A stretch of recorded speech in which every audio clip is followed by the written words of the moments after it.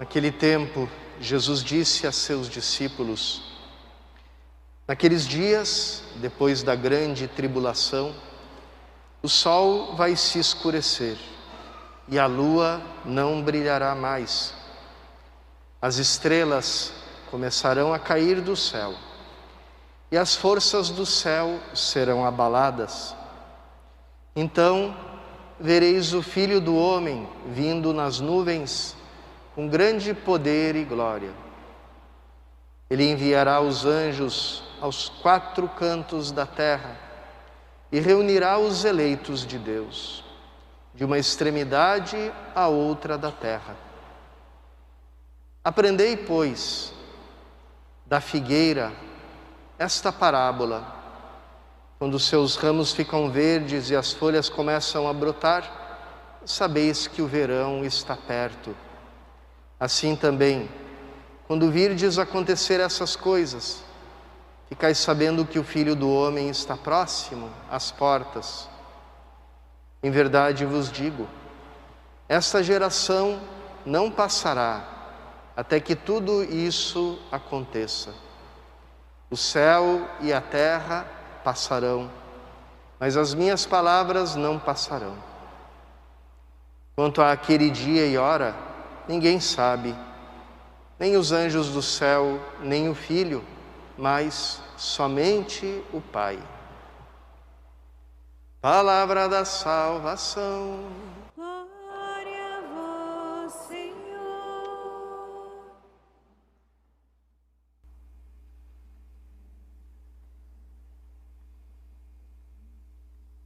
Queridos irmãos e irmãs, quando se aproxima final do ano litúrgico, nós estamos no penúltimo domingo do tempo comum, depois vem o domingo de Cristo Rei, depois já começa o ano novo litúrgico com o primeiro domingo do Advento.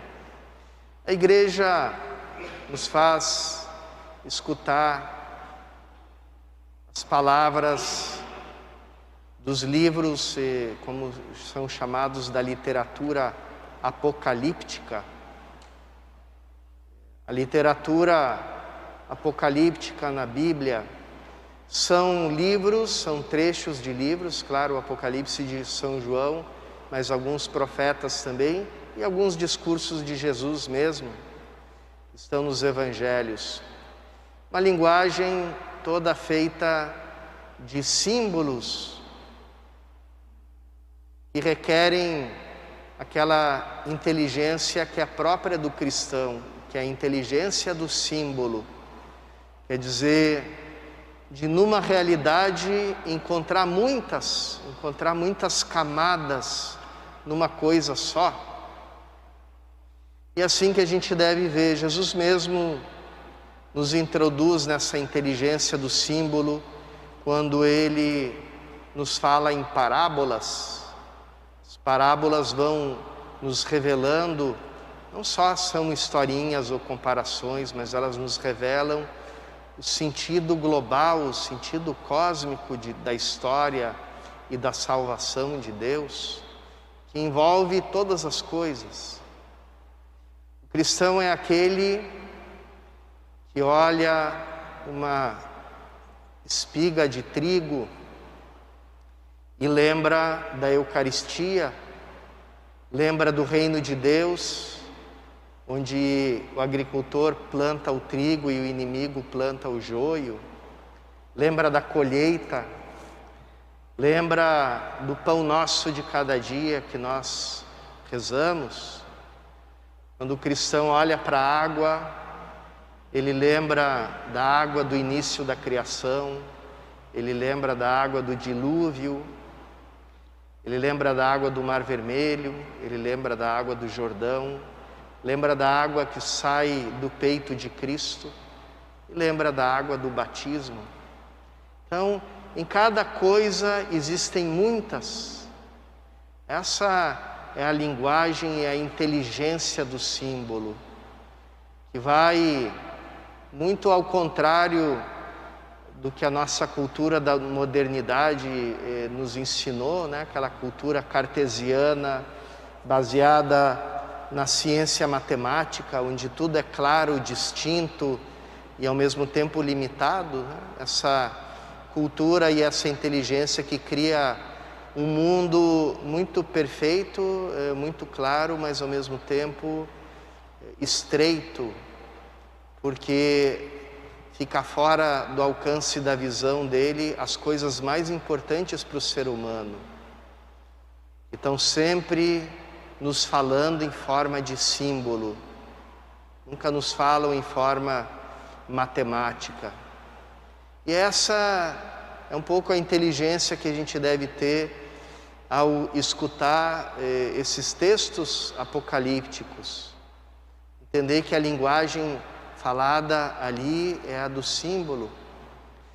Interessante como nós acabamos nos afastando e acabou se tornando para nós um texto quase proibido dentro da Bíblia, né, de tão desconhecido, o texto do Apocalipse, porque nós, com a nossa forma mental, não somos mais capazes de olhar para aquelas imagens. E, no entanto, os cristãos, os primeiros cristãos só falavam nessa linguagem, né? Vejam as pinturas das catacumbas, onde aparecem tantos símbolos. Cada vez que se contemplava um deles, se aprendia muitas coisas. Então, Cristo nos fala do fim dos tempos nessa linguagem. Aqui Ele nos fala dos astros que começam a cair, o céu se escurece, a lua não brilha mais, as estrelas caem do céu. Na época antiga, todos os grandes, os poderosos, se denominavam como estrelas, como o sol. Muitos deles diziam que eram descendentes do sol, das estrelas, como os faraós do Egito, né? Como em tempos mais recentes os imperadores do Japão, né? Que se consideravam descendentes diretos do sol. E por que essa fixação dos poderosos pelos astros? Né? E como a gente também usa na nossa linguagem comum, né? Os famosos do mundo do entretenimento, do esporte, a gente também chama eles de astros, de estrelas, porque o mundo todo, né, os calendários eram regidos pela observação do sol, da lua, das estrelas. O sol, a lua, as estrelas ditavam os tempos da colheita, as estações do ano, e serviam como uma programação para toda a vida humana. Então, assim também eles queriam ser tão importantes para o ser humano como o sol, como a lua, como as estrelas. Tempos mais recentes a gente tem aqueles reis da Idade Moderna, né? Filipe II, que dizia: no meu império o sol nunca se põe. Luís XIV, que se chamava o Rei Sol. Então, para eles era bom fazer a leitura do capítulo 14 de Isaías, que se refere a Nabucodonosor e diz assim: você que se levantava como a estrela da manhã, né, na tradução latina Lucifer Matutinus, né, daí que se dá o nome de Lúcifer para o demônio, se levantava como astro da manhã e dizia: vou subir até as alturas, até o trono de Deus. E olha o que aconteceu com você, você foi precipitado lá no fundo do abismo. É uma profecia que se refere a um rei, mas que a igreja também aplica a figura do maligno, porque ninguém é como Deus, né? Aqui apareceu na primeira leitura a figura de Miguel, né? O arcanjo São Miguel, cujo nome Michael é uma pergunta que ao mesmo tempo é uma afirmação, né? Quem é como Deus? Quem como Deus? Então, todas todos os grandes poderes, todas as coisas que as pessoas colocam a sua confiança, tudo isso vai passar, tudo isso vai ser derrubado, tudo isso vai ruir. De alguma forma a gente presenciou um pequeno abalo, né, nesses últimos 2 anos, né, da pandemia, que nós sabemos pela história, foi um abalo até muito pequeno. Como assim, padre? Quanta gente morreu. Mas comparem com outras coisas que aconteceram na história, muito piores. Coronavírus não é o vírus mais contagioso, nem o mais perigoso que existe por aí. E se a pandemia fosse com outro vírus mais perigoso ainda, mais contagioso ainda? Isso podia acontecer, isso já aconteceu na história. A peste negra, que varreu 1/3 da população mundial quando apareceu, e tantas outras calamidades, guerras, cataclismas que aconteceram na história. Então, como é que a gente ficou diante desse abalo que, em termos históricos, até um pequeno abalo, mudou tudo na nossa vida, nos deixou todos em crise?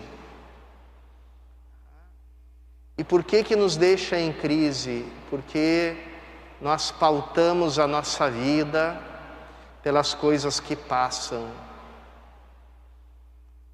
Assim como o sol, a lua e as estrelas pautam as nossas estações, os nossos dias, os nossos calendários, os nossos eventos, assim também toda a nossa vida é pautada por coisas que passam, por coisas que não têm consistência em si mesmas. E quem se prende àquilo que passa vai passar junto. Vai entrar nessa dimensão do passageiro, daquilo que não tem importância. E, pelo contrário, quem se fixa sua fé naquilo que é fundamental, não tem medo, porque passa o céu e a terra, mas as palavras de Cristo não passam, essas nas quais nós colocamos a nossa confiança. Somos criaturas do mundo novo, que não pode mais ser destruído. E por isso nós não tememos diante das calamidades, das revoluções, das convulsões e dos abalos que podem acontecer nesse mundo. Essas leituras nos podem servir de ligação para um tema desse domingo. O Papa Francisco, faz alguns anos, instituiu o Dia do Pobre, a Jornada do Pobre, para que a Igreja como um todo volte a ter um olhar sobre o pobre que é próprio do cristão, ou seja, que não é mediado pela ideologia, ou pela economia, ou pela política. Um convite para que nós cristãos não olhemos mais o pobre como uma categoria sociológica, que isso também pertence àquela razão cartesiana, mas como uma categoria teológica, como está na Bíblia. Na Bíblia, o pobre é uma categoria teológica, ou seja, algo que tem relação com Deus. O que a Bíblia chama de pobre é aquele que bota a sua confiança em Deus e não nas coisas que passam.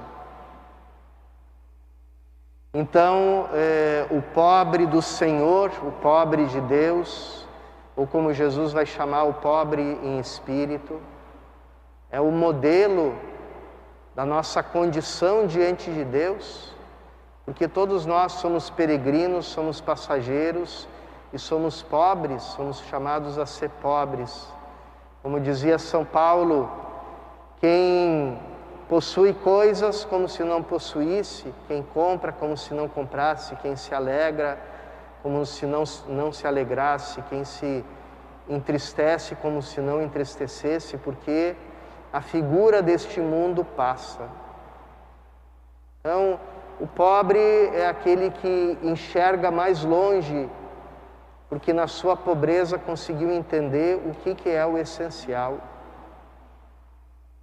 Mas, para nós cristãos, para o Novo Testamento, ainda existe uma dimensão no pobre, que é aquela que nós vamos ver no domingo que vem de Cristo Rei.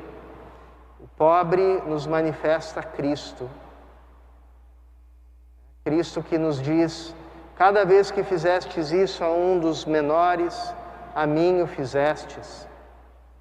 Isso também a gente deve entender de forma própria cristã. Nós precisamos recuperar isso. A gente escutou, mesmo dentro do contexto da igreja, tanto discurso politizado sobre o pobre, que a gente não consegue mais enxergar o nosso papel, a nossa relação com o pobre da forma específica nossa, cristã. Santa Catarina de Sena rezava a Jesus dizendo: eu gostaria de te amar como você me ama, porque aquela que você ama, que sou eu, não tem nada para te dar. É pobre, é miserável, não pode te dar nada em troca. Mas você tem tudo. Então, aquele que eu amo, que é você, tem tudo. Então, não é igual o amor que você tem por mim e o amor que eu tenho por ti, não é igual. E Cristo responde no coração de Catarina de Sena: você tem uma maneira também de me amar do jeito que eu te amo. É amando aquele que não tem nada, aquele que não pode te dar nada em troca. Assim você vai me amar do jeito que eu te amo. E é assim que todos os santos, que todos os cristãos enxergaram o pobre nas suas diversas pobrezas, a pobreza da solidão, a pobreza da depressão, a pobreza do vício, a pobreza das misérias, dos pecados, a pobreza daquele que está longe de Deus, daquele que não crê em Deus. Quanta pobreza existe em torno de nós. A gente não precisa ir para a Etiópia nem para o Bangladesh. Às vezes a pobreza está ali no apartamento ao lado, no apartamento de frente de nós. Então, é ali que a gente se reencontra com o pobre e com a imagem do Cristo desfigurado, que nós somos chamados a reconhecer em cada um, porque Cristo, ao assumir a humanidade, se ligou de uma forma misteriosa a cada ser humano. Vamos pedir a Ele a graça desse discernimento, discernir na nossa vida aquilo que passa e aquilo que não passa, entender que a palavra de Cristo não passa, entender que a caridade nunca vai passar.